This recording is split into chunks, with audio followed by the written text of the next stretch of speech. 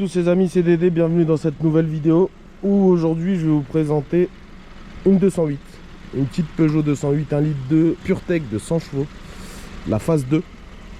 Alors comment vous dire, vous pouvez pas être au courant là, mais je vais vous le dire, mais ça fait la troisième fois que je recommence la vidéo parce que j'avais un problème avec la carte SD, j'ai dû la changer. C'est un peu chiant mais c'est pas grave, on va reprendre, on va rester calme et on va faire on va essayer de faire une bonne petite vidéo. Donc voilà, une petite 208 1 litre de PureTech. Bon, les PureTech on sait que voilà, ça a une très mauvaise réputation, mais je me suis dit que dans la configuration où elle est, je vais quand même vous la montrer parce qu'il y en a partout.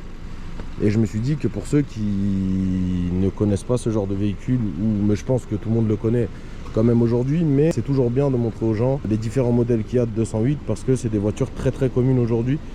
Et comme ça va vous donner un ordre d'idée sur un prochain achat par exemple que vous pouvez faire ou pas. Donc là, elle est dans une configuration que je trouve très jolie, c'est la Allure, c'est pas la GT, il y a des versions au-dessus celle-là. Mais la Allure est déjà pas mal optionnée et a une très belle configuration. Donc elle est un espèce de Grinardo mais foncé. Alors pardonnez-moi de tout ça, mais je sais pas du tout comment s'appelle cette couleur. Vesna, ma monteuse, va essayer de trouver la référence et vous la notez ici, si elle y arrive. Donc elle a une très belle finition, elle a en phase 2 elle a des feux qui sont très jolis maintenant.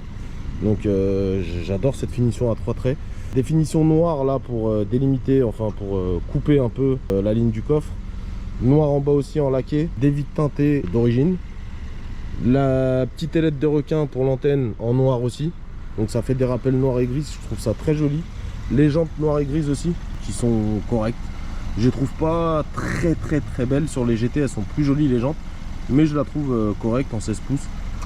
Je trouve ça pas mal. Bon, pardonnez-moi pour le petit accro qu'il y a ici, celle-là elle a essayé d'être bichée, donc bon, on s'en fout, ça c'est une aparté qui sert pas à grand chose, mais voilà, c'est des voitures très convoitisées par les voleurs, donc normal que ça arrive, enfin normal entre guillemets. Rétro noir aussi, donc il y a pas mal de rappels de noir sur le véhicule. La face avant qui je trouve est magnifique. Alors sur la phase 1 elle avait juste une bande LED, là elle en a 3. J'aime beaucoup la face avant qui est très belle avec le nouveau signe Peugeot. L'ancienne avait l'ancien signe, celle-là la nouveau signe, une belle calandre, le 208 écrit là. Franchement je la trouve très propre pour ce type de véhicule là. Après elle n'est pas non plus optionnée de dingue, mais elle a des très belles options qui sont, on va dire, communes aujourd'hui. Donc elle a les caméras avant, arrière, la caméra 360. Elle a un intérieur que je vais vous montrer tout de suite qui est assez joli. Donc elle n'a pas de cuir, elle n'a pas de toit ouvrant, elle n'a pas de toit panoramique, mais je le trouve quand même pas mal. Donc des sièges en tissu avec une petite bande en simili-cuir, je pense. Je trouve ça joli. Il y a une bonne habitabilité dedans, on est bien assis. C'est assez confortable. Il y a des voitures de même gamme qui, je trouve, sont beaucoup mieux, mais elles restent très correctes. Au niveau des portes, bon bah voilà, hein, simili-cuir, un peu de décoration façon carbone. Je trouve pas ça moche, mais voilà. Que je vous fasse un peu le tour de l'avant. Il y a un très grand écran ici où on peut connecter notre téléphone, que ce soit iPhone ou Android, avec les applications qui sont dedans pour avoir tout ce qu'on a sur le téléphone sur l'écran ici. Le petit volant où j'ai beaucoup de mal à m'adapter au début parce que je le trouve vraiment trop petit, très avancé. On a beaucoup de mal, vous allez voir après quand on va conduire, quand on va faire l'essai, quand je vais être assis, à voir le tableau de bord devant, parce que le haut du volant cache. Et en fait si on veut bien voir le tableau de bord, faut descendre le volant, après on l'a dans les jambes et c'est très compliqué. Je trouve que c'est un inconvénient qui, vous voyez, quand on est assis on voit ça. Donc c'est un peu chiant. Donc on est obligé de s'avancer un petit peu pour voir ce qui se passe. Mais voilà, on s'y habitue très rapidement. Moi j'ai eu du mal avec ce petit volant là à m'adapter au tout début. Là ça fait une semaine que je roule avec. Voilà, là je me suis adapté, mais c'est des beaux intérieurs, mais il y a beaucoup d'inconvénients. Comme par exemple, un inconvénient que je trouve très important, c'est le fait de pas pouvoir accrocher son téléphone. Alors certes on a le téléphone qui est connecté au véhicule, donc l'écran nous rapporte tout ce qu'il y a sur le téléphone, mais quand bien même si on n'a pas envie de connecter notre téléphone sur l'écran et qu'on veut l'accrocher, on peut pas, parce que déjà il y a tous ces boutons là. Il y en a qui peuvent aimer, moi je trouve ça horrible. Tous ces trucs là j'aime pas du tout. Donc entre les boutons qui sont là Et le retour d'écran là, donc déjà on peut pas accrocher un téléphone. Sur les aérations de côté non plus, parce qu'elles sont penchées vers l'intérieur, donc on peut pas accrocher de téléphone. Donc ça, moi je trouve que c'est un très gros inconvénient. Après sur l'esthétique intérieure, voilà, c'est très sobre. Il y a un peu de piano black, il y a des rangements un peu partout, en haut, en bas. Il y a les USB pour charger le téléphone, il y en a deux aussi derrière à ce niveau là. Il y a un accoudoir central que je trouve très important, frein à main électrique, boîte manuelle, c'est pas une boîte auto. J'aurais peut-être préféré une boîte auto, là elle est en boîte méca. En 1,2 litre PureTech, je trouve ça très mou. Alors je vous donne vraiment mon ressenti à moi. Il y en a qui aiment peut-être. Moi je vous dis que je trouve ça très mou. En ville, elle est nerveuse, elle donne ce qu'il faut pour la ville. Par contre, dès qu'on se retrouve sur l'autoroute, ça commence à devenir un peu compliqué. On sent qu'elle manque de gouache. Un moteur un peu plus puissant sur un véhicule comme ça aurait été mieux. Il y a des moteurs plus puissants sur cette gamme là et je pense que là il lui manque quelque chose.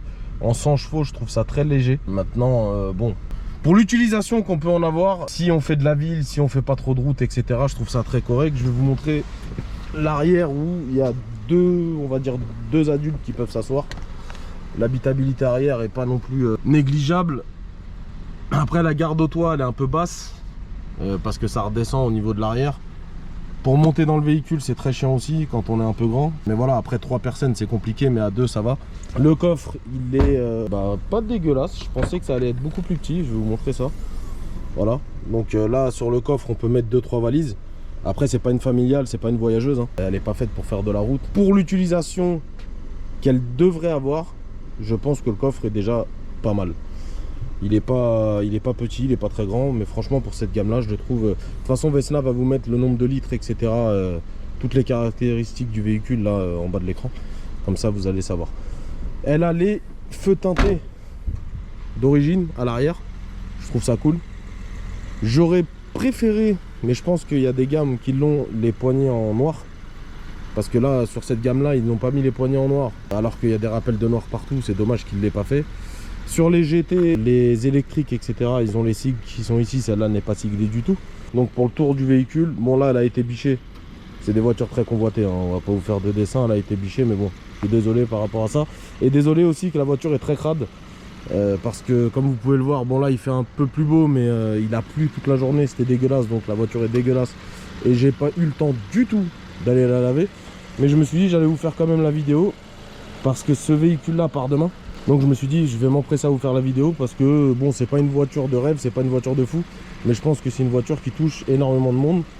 Donc c'est pour ça que là je vous fais la vidéo aujourd'hui.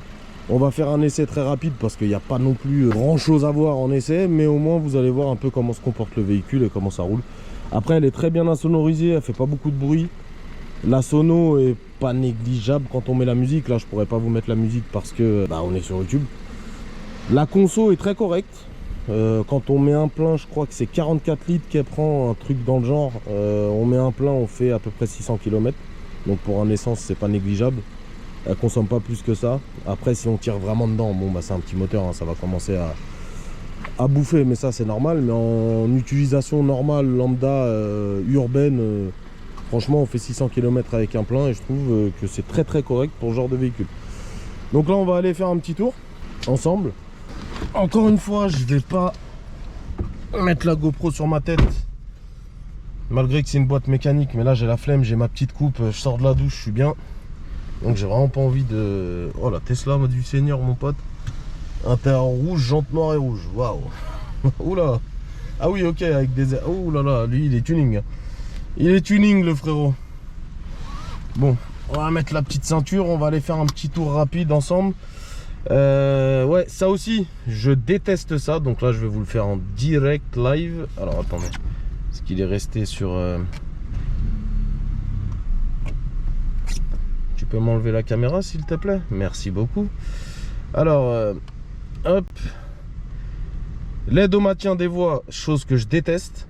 Alors ça peut aider certaines personnes, je pense que ça a peut-être sauvé des vies ou aider des gens, mais moi ça me gêne énormément. Et le start and stop, je supporte pas. Donc elle a l'écran tactile, en fait on peut tout gérer de l'écran.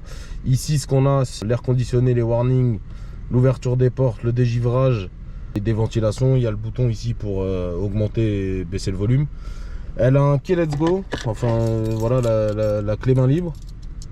Donc quand on sort du véhicule, elle se ferme toute seule. Quand on arrive à côté, bah, elle s'ouvre toute seule. Le bouton start ici. Le frein à main électrique. Et il y a différents modes de conduite aussi. Même si c'est une boîte méca, elle a un mode éco et un mode drive normal, lambda. Donc on va pas modifier ça parce que là on n'est pas en éco, on est déjà en mode normal. Donc on va aller faire un tour directement. Et je vais fermer les fenêtres, excusez-moi, parce que sinon on va pas s'entendre. Voilà. Donc on va aller faire un petit tour. Le volant par contre, au niveau de la direction, il est très fluide. Mais réellement à un doigt, regardez. C'est léger, c'est super agréable. Franchement, à un doigt, on tourne le volant, mais tranquille. L'aspect du volant, il est un peu ovale. Et encore une fois, ici, c'est très petit. L'écart est très petit. J'ai vraiment beaucoup de mal à m'adapter à ça. Je trouve ça bizarre. Mais à force, on commence à bien aimer. Mais bon, je suis pas très fan. Voilà, bon, faut pas s'attendre à un bruit de dingue. Hein. Mais en termes de châssis, tenue de route, ça va franchement. Il y a pire. Ça roule bien. Ça accélère comme il faut en ville. Voilà, que demande le peuple. Après, je trouve que pour un véhicule comme ça, aujourd'hui, neuf, ça vaut, je crois, presque 25 000 €. Je trouve ça un peu excessif pour un véhicule comme ça. Je suis désolé de le dire, hein, mais je trouve ça vraiment excessif. Mais voilà. Ouais, ça roule quand même pas trop mal.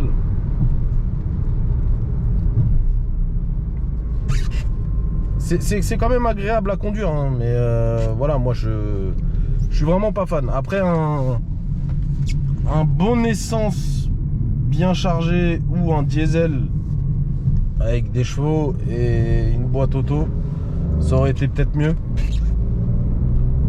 Mais en 1 litre de PureTech 100, je trouve qu'il manque quelque chose. Et en allure, pour 25 000 €, ok, certes elle a des options. Mais je trouve que pour 25 000 € c'est pas assez. Vraiment. C'est vraiment pas assez. Voilà, en termes de virage. Là où on lui demande d'aller, elle y va, franchement. La boîte elle est correcte. Bon, après la voiture est neuve.